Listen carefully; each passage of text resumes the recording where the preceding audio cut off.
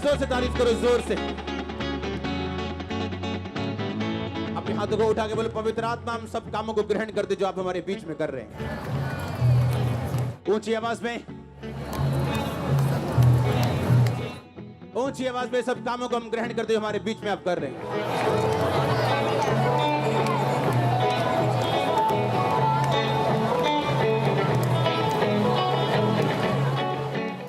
प्रभु यीशु मसीह के सामर्थ्य नाम में हम मांगते हैं, आमीन। ऊंचा आशीष ऊंची। उठाओ अपने हाथों को, बोलो जितना वचन आज मैं सुनूं 100 गुना फलों को लेके आऊं। उठाओ अपने हाथों को।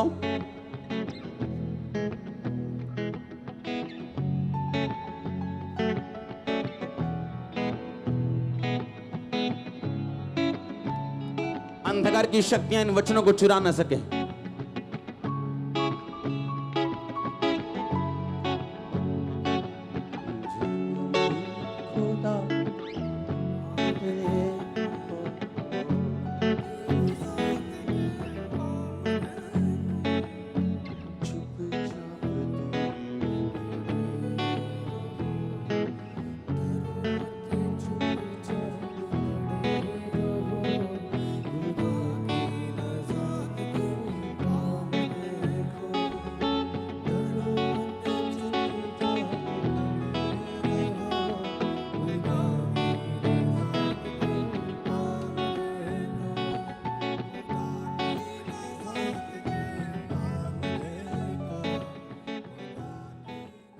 उठाओ अपने हाथों को, जितना वचन आज मैं सुनूं 100 गुना फलों को लेके आऊं। उठा के अपने हाथों को, थैंक यू जीसस। उठाओ अपने हाथों को, प्रभु यीशु मसीह के नाम में। मरकुस 1 उसका 1 अध्याय उसकी 12 आयत को मैं पढ़ूंगा। 12 आपको समझ आए इसलिए मैं 9 से पढ़ूंगा। उन दिनों में यीशु ने गलील के नासरत से आकर यरदन में यूहन्ना से बपतिस्मा लिया, और जब वो जल से निकलकर ऊपर आया तो तुरंत उसने आकाश को खुलते और आत्मा को कबूतर के समान अपने ऊपर उतरते देखा, और आकाशवाणी हुई कि तू मेरा प्रिय पुत्र है, मैं तुझसे बहुत प्रसन्न हूं। तब आत्मा ने तुरंत उसे जंगल की ओर भेजा। सब बोलो आमीन।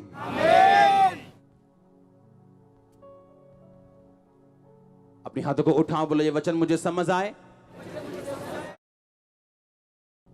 अपने हाथों को उठाओ, बोलो ये वचन मुझे समझ आए और 100 गुना फलों को लेके आए। ऊंची आवाज में, प्रभु यीशु मसीह के नाम में। बाइबल कहती आकाशवाणी हुई कि तू मेरा प्रिय बेटा और मैं तुझसे क्या हूं। सुना नहीं मैंने, क्या हूं मैं तुझसे? प्रसन्न होने के बावजूद बाइबल कहती है कि फिर आत्मा ने उसे जंगल की ओर भेजा। एक टाइम आपको लगता है कि परमेश्वर आपसे खुश है, अगले ही दिन जब परीक्षाएं आपको हिट करती हैं, आपको लगता है कि क्या सचमुच तू मुझसे खुश है क्या? क्या सचमुच परमेश्वर मुझसे खुश है?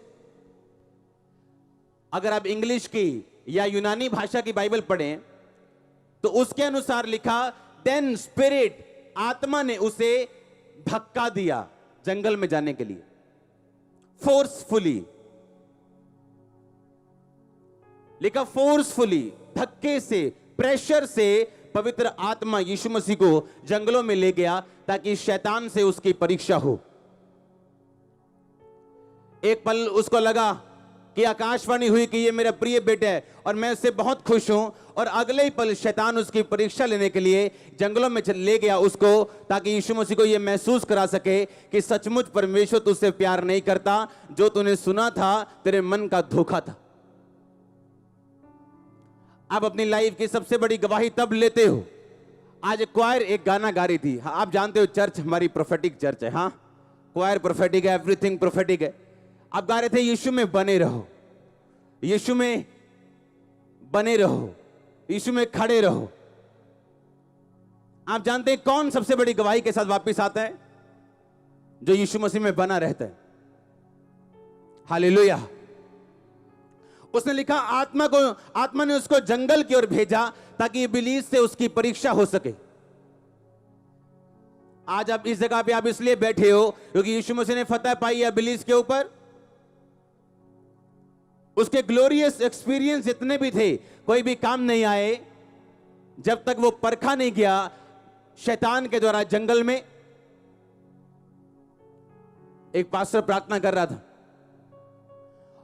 क्योंकि उसे एम्बेसी में जाना था और उसने 21 दिन रात के रोजे रखे क्योंकि वो एम्बेसी में जा रहा था कि उसे वीजा चाहिए क्योंकि वो परमेश्वर का काम करना चाहता है। फॉरेन कंट्रीज के रास्ते खुले, प्रार्थना कर रहा था और 21 दिन रात के रोजे रखने के बाद जब वो एम्बेसी में गया तो एम्बेसी वालों ने मुंह पे ना कर दी वीजा देने के लिए और वो निराश हुआ, वापस आया और शैतान बोला और रख रोजे और रख रोजे। और जितनी बार उसकी गवाही थी, मैंने एम्बेसी में कहता वीजा देने के लिए फाइल दी, उतनी बार मेरी फाइल रिजेक्ट हुई और परमेश्वर मुझसे कहता था मैं तुझे फॉरेन में इस्तेमाल करूंगा और जितनी बार फाइल लगाई जाती थी फेल हो जाती थी। और वो निराश नहीं हुआ, उसने वर्शिप की और परमेश्वर पे छोड़ दिया। और एक दिन वो आराधना कर रहा था और एक फोन उसे आया, कहता क्या आप वही पास्टर बोल रहे हैं? कहता हाँ। कहता क्या आप जल्दी फ्रांस एम्बेसी में आ सकते अपनी वाइफ के साथ? क्या आपकी वाइफ घर पे ही है? कहता हाँ घर पे ही है। कहता आप जल्दी क्या आ सकते वहां पे? कहता मैं आ सकता हूं। कहता जल्दी आइएगा अपने दोनों पासपोर्ट लेके फ्रांस एम्बेसी में गया। वो बंदा कहता मैं आपको फ्रांस एम्बेसी में बहुत बड़ा एक अफसर था, कहता ये मेरी वीजा में हेल्प करेगा आपके लिए क्योंकि मैं आपको फॉरेन में बुलाना चाहता हूं। उस एम्बेसी में से जिस एम्बेसी में वो धक्के खा थक गया था, उस एम्बेसी ने 4 घंटे में सालों का वीजा देके हस्बैंड वाइफ को बाहर किया। सुनो ध्यान से, सुनो। बात वीजा की नहीं थी। जब वो घर आया तो उसने परमेश्वर का, परमेश्वर मैंने इतनी प्रेयर की, इतनी फास्टिंग की, तूने तब मुझे वीजा नहीं दिया और अब मैं तो प्रेयर भी नहीं कर रहा था। परमेश्वर कहता नहीं, तूने जो प्रेयर की थी मैंने अब उसका जवाब दिया। इसका मतलब ये नहीं तुम रोजे ना रखो, फास्टिंग ना रखो, इसका मतलब ये कि परमेश्वर अपने समय पर आपको जवाब देगा। परमेश्वर कहा नहीं, जो रोजे तूने पिछले दिनों रखे थे मैंने उसका जवाब दिया। परीक्षा के दिनों में आपके दिल में क्या आता है और आप क्या सोचते हैं निर्धारित करता है आपके आने वाले जीवन को। बोलो अपने पड़ोसी को,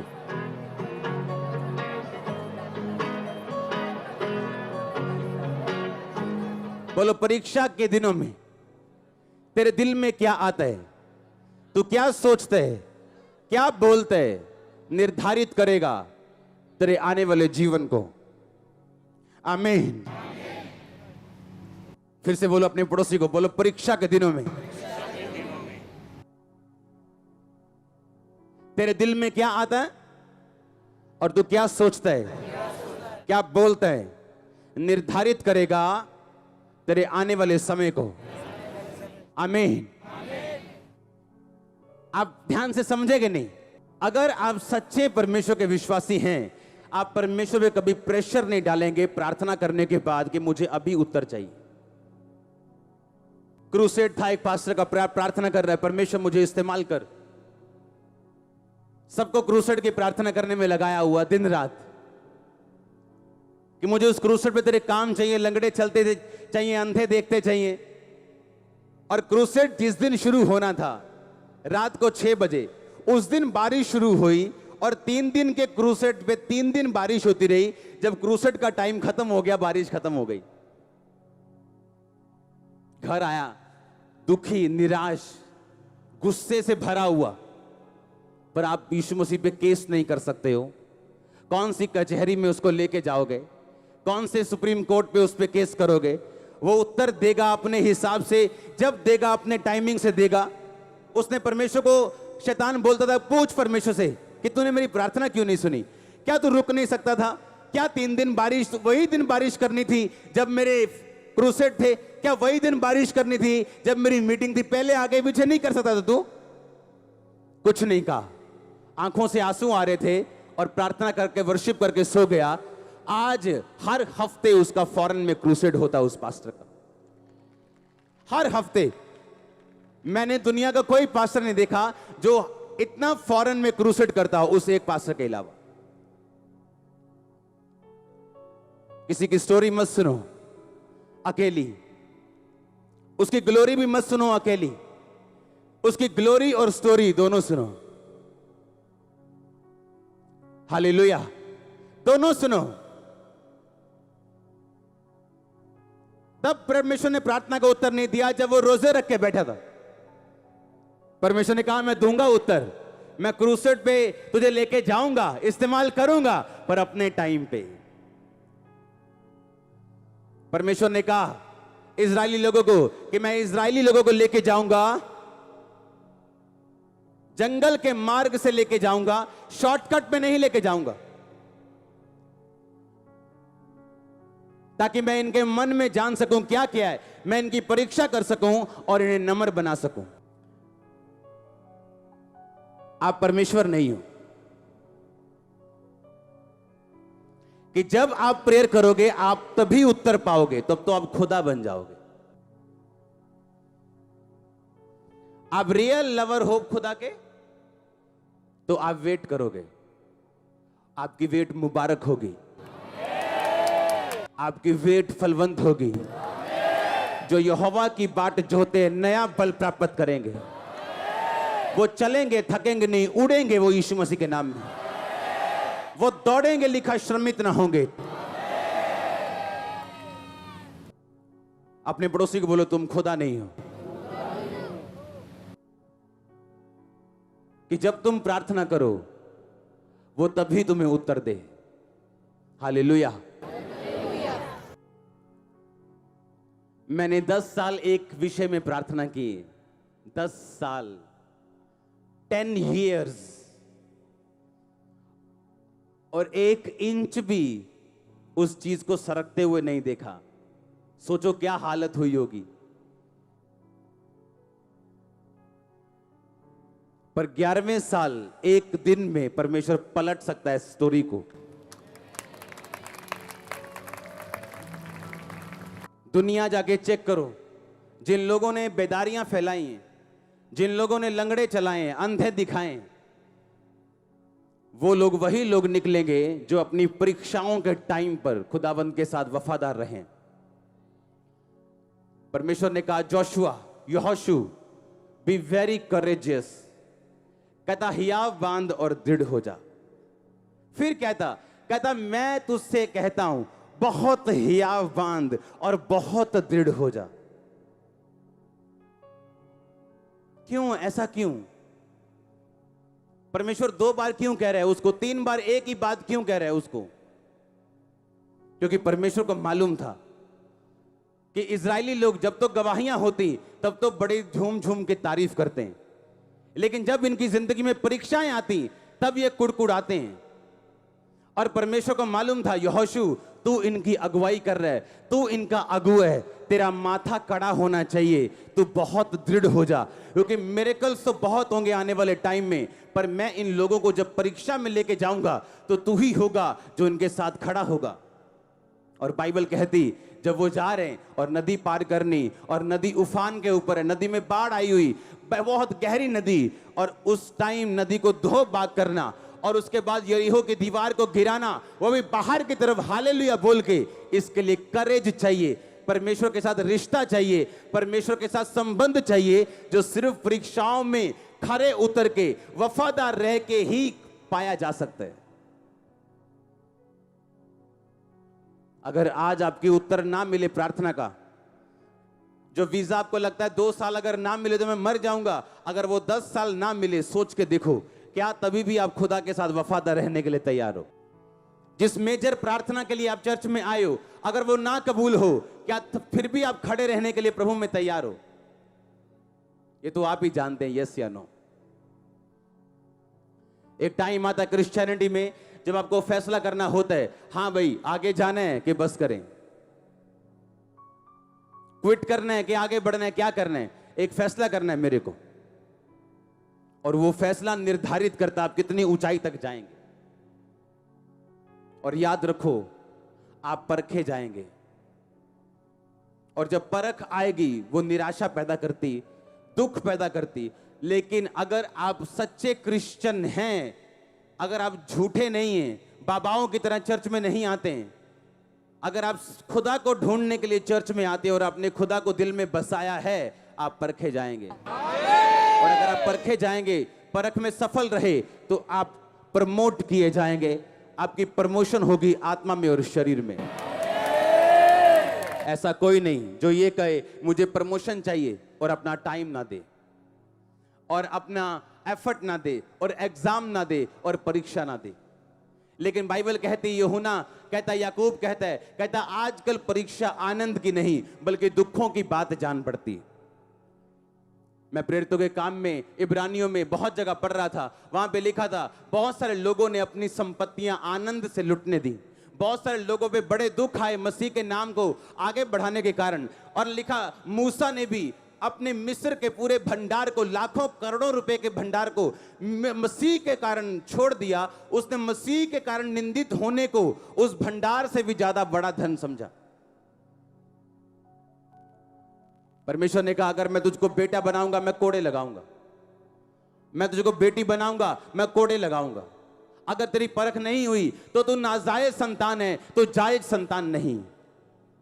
अगर तेरे परख नहीं हुई तो तू मेरी बेटी बनी नहीं है, अभी तो मेरा बेटा भी बना ही नहीं। हालेलुया।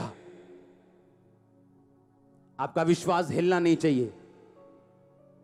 कल मैं एक केस को सुन रहा था, उसने कहा जब मैं मसीह में आई दो साल से, और 2 साल से मैं बाइबल पढ़नी जब शुरू की, मुझको डिप्रेशन के अटैक होने शुरू हो गए। और मेरी फैमिली कहती जब से तूने बाइबल पढ़ी तब से तू पागल हो गई। और मेरे को अपना केस याद आया कि जिस प्रॉब्लम की वजह से मैं मसीह में गया था, और जब पहली प्रार्थना मुझ पे हुई थी, मेरे को समझ आ गया था कि मेरा इलाज सिर्फ प्रभु यीशु मसीह कर सकते हैं, क्योंकि पहली प्रार्थना ने मुझे हिला दिया था। सुनो ध्यान से, लेकिन हल नहीं किया था, सिर्फ हिलाया था, सिर्फ दिखाया था कि मैं कुछ कर सकता हूं। उसके बाद जब मैंने बाइबल पढ़नी शुरू की, और मैं जुआ खेलता था चर्च में आके भी, और जब मैं एक दिन जुआ खेल रहा था तो उस बंदे से मेरी लड़ाई हो गई। तब मुझे शायद 1-2 महीने हुए थे प्रभु में आए, और जब लड़ाई हुई तो मुझे ठोकर लगी अपने दोस्तों से, और मैं चर्च जाना शुरू कर दिया। और जब चर्च जाना शुरू हुआ तो मुझे ज्यादा डिप्रेशन और ज्यादा मेंटली अपसेट के अटैक होने शुरू हो गए। मैं कंफ्यूज हो गया। मैंने कहा चर्च में आने के बाद जब प्रार्थना मेरे पे पहली हुई थी तो मेरा तो हल होना शुरू हो गया था, अब क्या हुआ मेरे में? हाँ, अब तो मेरे अटैक डबल हो गए, मेरी प्रॉब्लम डबल हो गई। ऐसा नहीं होना चाहिए था। कितने मेरी बात समझ रहे हैं? आप समझ रहे कि नहीं? मेरी प्रॉब्लम डबल हुई, मैं सुसाइड करने तक पहुंच गया था मसीह में आने के बाद फिर भी। और शैतान मुझे कंफ्यूज इतना करता था जितना आपने सोचा भी नहीं। इतना टॉर्चर किया उसने जितना आप इमेजिन भी नहीं कर सकते हो। और उस चीज ने मुझे रोजे रखने के लिए मजबूर किया, पवित्रताई पे चलने के लिए मजबूर किया, फास्टिंग करने के लिए मजबूर, प्रेयर करने के लिए, बाइबल रीडिंग करने के लिए। ऑयल, अनॉइंटिंग ऑयल लगा के माथे पे, सिर पे 6-6 घंटे में बाइबल पढ़ता था। 3 दिन 4 दिन में नया नियम खत्म करता था। और उसके बाद परमेश्वर ने मुझे फ्री किया उस डिप्रेशन से, जब 6वीं बार मैंने 40 रोजे रखे हुए। हालेलुया। उसने तब नहीं सुनी जब मैंने कहा, उसने तब सुनी जब वो टाइम निकल गया, वो परीक्षा का टाइम खत्म हो गया। जब वो टाइम जिसका मकसद परमेश्वर का मुझे तैयार करना था, जब वो टाइम खत्म हो गया, परीक्षा खत्म हो गई। अगर आज मैं गारंटी देता हूं, अगर आज खुदावंद हमको फाइनेंशियली ब्लेस कर दे, आप में से 40% लोग अपनी साल्वेशन खो जाएंगे, इस संसार में खो जाएंगे। अगर आज आप अमीर हो जाओ तो, आज अगर खुदावंद आपको पैसा दे, मैं जानता हूं, मैं प्रभु का दास हूं, मुझे सुनता है खुदावंद क्या कहता। अगर आज आपका विरोध होना बंद हो जाए, आपकी प्रार्थना का जीवन ठंडा हो जाएगा। अगर आज आपका विरोध होना बंद हो जाए, आपकी प्रेयर लाइफ फिनिश हो जाएगी। वो विरोध आपको जगाए रखता है, वो परीक्षा आपको बनाए रखती। आपकी लाइफ का बेस्ट मसा आपकी लाइफ में तब उतरता है जब आप परीक्षा के दिनों में होते हो। लेकिन परीक्षा कोई भी लेना नहीं चाहता। सब बरकत चाहते हैं, वीजा चाहते हैं, आशीष चाहते हैं, लेकिन परीक्षा कोई नहीं चाहता। परीक्षा पापा जी आप ले लो, आशीष हमें दे दो, तो प्रमोशन भी मैं ले लूंगा, तुम बैठे रहना। हां, परमेश्वर ने कहा यूहन्ना बपतिस्मा दाता जवानी तक जंगलों में रहा, बिना व्हाट्सएप के। हां, तब का व्हाट्सएप कुछ भी होता होगा।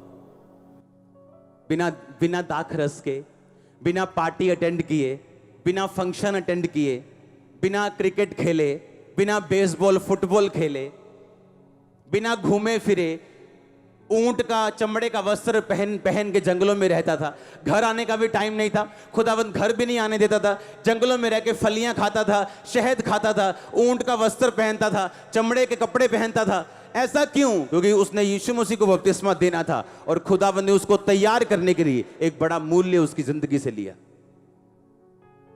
पर आज के छोकरे लोग चाहते हैं आज मसीह में आए, कल हमने लंगड़े चलाने हैं जी।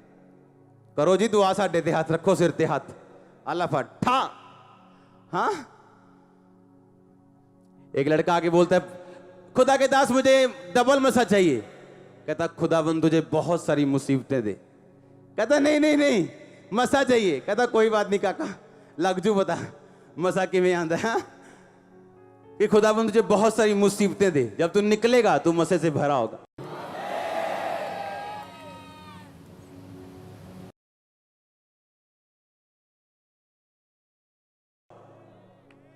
और अगर तू ना निकल पाया तो तू कहीं का नहीं होगा, ना घर का ना घाट का।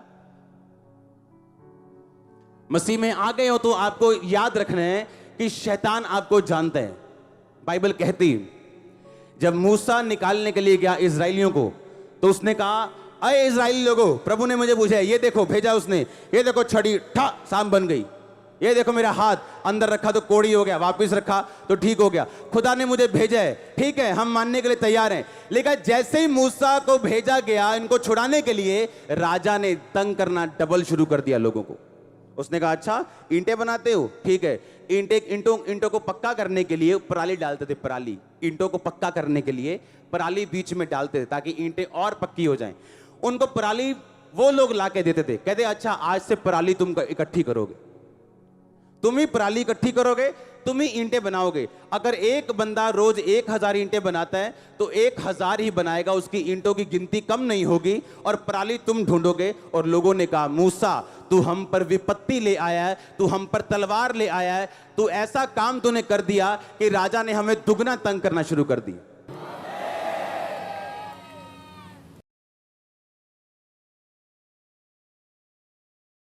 जब शैतान आपको छूटता हुआ देखता है, आपको अच्छी चर्च में जाता हुआ देखता है, अच्छे अगुए के पास देखते हैं, आपको बाइबल पढ़ते देखते हैं, आपको फास्टिंग करते देखते हैं, आपको पवित्रता में चलता हुआ देखते हैं, आपको दुगना तंग करने की कोशिश करते हैं। हाँ, आपका हस्बैंड जाग जाता है, असली शैतान जाग जाता है, दारू डबल शुरू होती, चरस डबल शुरू। आपको लगता है ये क्या हो गया, मैं तुम ही चर्च जा रही हूं, ये पूरा कैसे जाग गया शैतान। आपको खड़े रहना, अगर भगाना चाहते हो परमानेंटली। अगर आप खड़े नहीं रहे हो, डर गए कि नहीं शैतान तो पूरा जाग गया, आप घर बैठ गए, वो शैतान चुप कर जाएगा पर उसके अंदर ही होगा सर सारी उम्र, और आपको थोड़ा थोड़ा तंग करता रहेगा और कभी जाएगा नहीं। लेकिन अगर आप अड़े रहे और खड़े रहे, वो डबल तंग करेगा पर आपकी लाइफ को वो छोड़ के जाएगा। जब वो जाएगा बोरिया बिस्तरा साथ लेके जाएगा, बीमारियां और श्राप और गरीबी साथ लेके जाएगा, जो चीजें वो पैदा करता है उन्हें साथ लेके जाएगा आपके घरों से और फैमिलियों से। और आमीन, जितना ऊंचा और लंबा ब्लेसिंग होती है ऊंची और लंबी। हालेलुया। पर हमें डर लगता है, इसलिए बहुत सारे लोग बोलते हैं जब मैं चर्च में बढ़ना शुरू हुई, जब मैं प्रार्थना करना शुरू हुई तो मेरे घर में ये प्रॉब्लम शुरू हो गई। तो ये बड़ी अच्छी बात है आपके लिए, ये बड़ी गुड न्यूज है आपके लिए। इसका मतलब आप राइट प्लेस के ऊपर हो। इसका मतलब शैतान को आग जा रही, उसको तंगी हो रही, उसको डिस्कंफर्ट हो रहे, वो आपको डरा के चुप कराना चाहता है। तो परमेश्वर ने कहा डरना नहीं, चुप नहीं रहना। वो एक शॉट मारे, खींच के दूसरा मारना, वो भागेगा। आमीन, ऊंचा आशीष ऊंची। हालेलुया। तो आप तैयार हैं परीक्षाओं में से होकर गुजरने के लिए? उस परीक्षा में यीशु मसीह चुप कर जाएगा। वो टीचर जो पूरा साल आपको बच्चा बच्चा कह के पढ़ाता है, जब पेपर होता है वो आपकी ओर देखता तक नहीं। आप देखते हो जैसे चूचा नहीं देखता कुक्कड़ की तरफ, अपने पिता की तरफ, कि सारा मैनू माड़ा है दासी देना है, एक माड़ा है हिंट ही दे देन और सारा दा अखा कर दा उन कि मेरे वाल देखना भी नहीं। हाँ, और चुप रहता है, वो समझाता नहीं। यीशु मसीह चुप रहता है परीक्षा के दिनों में। आप बोलते हैं, आप फास्टिंग करते हैं, आप रोजे रखते हैं, आप रोते हैं, वो चुप रहते हैं। और वो महीनों चुप रहता है, कई बार सालों चुप रहता है, क्योंकि उसके बोलने का अपना टाइम है। वो सड़क पे चलने वाला वो बंदा नहीं जो तोता रख के बैठे है कि आप तोते के मुंह में 10 रुपए डालोगे और तोता आपको काट देगा और आपकी मर्जी के हिसाब से बोलेगा। वो जीवित परमेश्वर है, तोता नहीं है। वो अपनी मर्जी के हिसाब से बोलेगा और जब उसका दिल करेगा तब बोलेगा। और जब वो बोलेगा आप अपनी बेस्ट टेस्टिमनी में होंगे, आप अपनी बेस्ट गवाही में होंगे, आपकी फैमिली अपनी बेस्ट गवाही में होगी। आमीन, ऊंचा तो रिसीव करो यीशु मसीह के नाम में। हालेलुया। क्या उसके साथ चलने के लिए तैयार हो? खड़े रहने के लिए तैयार हो? यीशु मसीह में बने रहना, उसमें खड़े रहना। एक तरफ आपको एक्सपीरियंस होते हैं ग्लोरियस, एक तरफ आप खुदावंद की आत्मा को ग्रहण करते हैं, पवित्र आत्मा की सामर्थ्य को पाते हैं, चर्च में खुदावंद की हुजूरी को महसूस करते हैं, अपनी लाइफ में महसूस करते, जब प्रार्थना में बैठते तब भी करते हैं। लेकिन दूसरी तरफ परीक्षा होती जो आपको ये सोचने पे मजबूर करती कि क्या यीशु मसीह तेरी लाइफ में है? क्या यीशु मसीह जिंदा है? क्या सचमुच परमेश्वर होता है?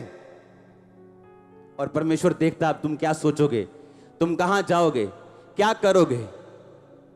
हर चीज का जवाब आपके पास नहीं होगा, चाहे आप आत्मा से भरे हुए क्रिश्चियन क्यों नहीं। खुदावंद पहले दिन में आपको पूरा ब्लूप्रिंट नहीं देगा। आप बड़ी बिल्डिंग भी बनाएंगे ना, पहले दिन आर्किटेक्ट आपको कभी भी फुल ड्राइंग लॉन्च नहीं करेगा, वो आपको थोड़ी थोड़ी देगा, इस हिस्से की, इस हिस्से की, ये हिस्सा थोड़ी थोड़ी आपको देता जाएगा, आप करते जाएंगे। यीशु मसीह कभी फुल ड्राइंग आपको नहीं देता, वो थोड़ा थोड़ा आपको देता है और थोड़ा थोड़ा देख के आपको परखता है कि आप इस थोड़े के साथ क्या करते हैं। अब आप खड़े रहे कि नहीं, अब खड़े रहे, अच्छा आगे क्या करते हैं। ब्लेसिंग मिली, अब क्या करते हैं। ब्लेसिंग नहीं मिली, अब क्या करते हैं। रोजों का उत्तर आया, आप क्या करते हैं। नहीं आया तो आप क्या करते हैं। वो पूरा देखते हैं, चेक करते हैं। उसने कहा तेरी परीक्षा करके मैं जान लूं तेरे दिल में क्या है। मैं तुझे शॉर्टकट में लेके जा सकता हूं। 11 दिन का रास्ता था, 11 दिन का, 40 साल लगे उन्हें। परमेश्वर ने कहा ऐसा ना हो तुम लड़ाई देखो और तुम वापिस मुड़ाओ। मैं आपको गारंटी देता हूं आप में से 40% से भी ज्यादा लोग होंगे, 40%, 40%। अगर आज आपकी प्रेयर रिक्वेस्ट आ जाए, आपकी साल्वेशन खत्म हो जाएगी, आप प्रभु से हट जाओगे। आज मैं सेवा में ना होता, अगर मेरी प्रार्थना का उत्तर दूसरे साल आ चुका होता, मैं भी आपकी तरह बैठा होता और आराम से वचन सुनता और घर जाता और मैच की तैयारी करता, हाँ, देखने की। हालेलुया। ये ड्यूटी इसलिए लगी क्योंकि परमेश्वर ने फोर्सफुली लगाई है। उसने इस तरह से तैयार की है जो मुझे पसंद नहीं था लेकिन उसको पसंद था और आज मुझे भी पसंद है। हालेलुया। आप तैयार हैं चलने के लिए? क्योंकि परीक्षा कोई लेने के लिए तैयार नहीं। क्रिश्चियनिटी का ये वाला हिस्सा कोई लेने के लिए तैयार नहीं। गवाहियां सब चाहते हैं, प्रोफेसी चाहिए, हाँ हाँ चाहिए, हीलिंग चाहिए, लेकिन ये नहीं चाहिए। खुदावंद परखे ना मुझे कुछ ना कहे। वो उसने कहा अगर तुम्हें कुछ ना कहूं तो तुम मेरी संतान ही नहीं। फिर जिसे वो अधिक प्यार करता है उसे कोड़े लगाता है। हालेलुया। जोर से बोलो हालेलुया। अपने माथे को कड़क बनाओ, ढीठ कर लो शैतान के सामने इसे, उसे बता दो कुछ भी कर ले, मैं खड़ी हूं, मैं खड़ा हूं। यहोशू को कहा अगर तू बड़े बड़े काम देखना चाहता है, परीक्षाओं से निकलना चाहता है, तो माथा कड़क कर ले अपना। बी वेरी करेजियस, बहुत हियावबान, बहुत दृढ़ हो जा। बार बार खुदाबंद कह रहे उसे, बहुत हियावबान, बहुत दृढ़ हो जा। हालेलुया। बाइबल कहती जब वो मारा नाम स्थान में पहुंचे तो वहां पानी नहीं था। 3 दिन तक पानी नहीं मिला तो इजराइली लोग कुड़कुड़ाने लगे, ए हमें यहां पे क्यों ले आए तू, हमें यहां क्यों ले आया, यहां पानी नहीं है। और लिखा एक पौधा बतलाया गया परमेश्वर के दास को, जब वो पौधा डाला जमीन में पानी मीठा हुआ। और लिखा थोड़ी देर बाद वो चले अलीम में पहुंचे और अलीम में उन्हें 12 खजूर के पेड़ और लिखा 10 पता नहीं कितने पेड़ और 12 कुएं थे वहां पानी के। 7 पेड़ 12 कुएं कब मिले? परीक्षा के बाद। कुछ फेल हो गए, कुछ पास हो गए। अपनी लाइफ का बेस्ट देखना चाहते हो, परीक्षाओं से निकलो। जब परमेश्वर परीक्षा करे, खड़े रहो। दिल ना करे, खड़े रहो। मन ना करे तो भी वर्शिप करते रहो। पौलुस और सिलास पागल नहीं थे, इमोशनली मेंटल नहीं थे वो, कि जब उनके बैंतें मारी गई, मारा पीटा गया, बेइज्जती की गई, तो रात को वर्शिप कर रहे थे, आराधना कर रहे थे। मेंटल नहीं थे वो। उन्हें मालूम था और कोई चारा नहीं है हमारे पास। परमेश्वर स्तुतियों में रहता है, स्तुति करेंगे, वो आएगा, वो छुड़ाएगा। परमेश्वर ने कुछ नहीं करना, किसने करना है? आपने। जैसा रिस्पांस प्रभु को दोगे, जैसे परीक्षा में रिस्पांस दोगे, वैसा फल लाओगे। कोई 30 गुना, कोई 60 गुना, कोई 100 गुना, कोई फेल होगा। हालेलुया। स्तिफनुस से पत्थर मारे गए। पत्थर मार मार के स्तिफनुस कहता, हे परमेश्वर मेरी आत्मा को ग्रहण कर। और लिखा मर गया, सो गया। हाँ या ना? सेम जगह के ऊपर, सेम स्थान के ऊपर पौलुस को लाए गए। पौलुस को लाया, सेम पत्थर मारे और उसे मार दिया और मरा समझ के नगर के बाहर घसीट के ले गए। आप बेवकूफ नहीं हो कि आप बंदे को घसीट रहे हो और 10 बंदे उसके आसपास खड़े और उनको यह भी ना पता वो मर गया कि नहीं। इसका मतलब उसका सिर खुल चुका था। कुछ ऐसे घाव थे जो पता था कि बंदा डेड है, पर उसने अपने मुंह से नहीं कहा, हे परमेश्वर मेरी आत्मा को ग्रहण कर। और जैसे ही वो गए और चेले पौलुस के पास आए, पौलुस उठा और खड़ा हो गया। कहता मैं मरूंगा नहीं, मैं अनटचेबल हूं। स्तिफनुस कहता खुदा मेरी आत्मा को ग्रहण कर। खुदा कहता मैं भी कुछ नहीं कर सकता हूं, दूत ले इसकी आत्मा को राजा ऊपर। पौलुस कहता नहीं, अभी मैं जाने का नहीं हूं, इधर ही रहने का। हाँ, कहीं नहीं जाने का। और उसने चुप रहा, कुछ नहीं बोला और उसको मरा समझ के छोड़ गए और वो उठा और खड़ा हो गया। क्योंकि परमेश्वर ने कुछ नहीं करना। आपके मुंह के शब्द मारेंगे आपको और आपको जिलाएंगे। अपने मुंह के शब्दों से दोषी और निर्दोष ठहराए जाओगे। अपने मुंह के शब्दों का फल खाओगे। जो तुम देखते हो उसे बोलना जरूरी नहीं, जो बाइबल कहती है उसे बोलना जरूरी है। आपकी रिपोर्ट कहती है कि आपको कैंसर है, मैं आपको कहता हूं आपको कैंसर नहीं।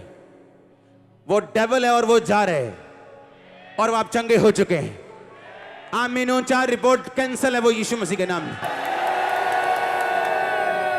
हालेलुया। जोर से बोलो हालेलुया। आप तैयार हो मसीह में चलने के लिए, जयवंत लोगों की तरह चलने के लिए? अपने हाथों को उठाओ। Thank you Jesus. इस वचन के लिए प्रार्थना करो, आपके जीवन में फल लेके आए। परीक्षाओं के दिनों में वफादार रहने का फल, बिना नशे बिना व्यभिचार के चलने का फल आपको मिले। अपने हाथों को उठाओ।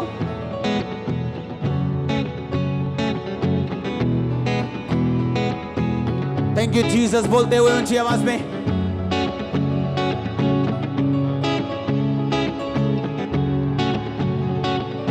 प्रभु यीशु मसीह के सामर्थ्य नाम में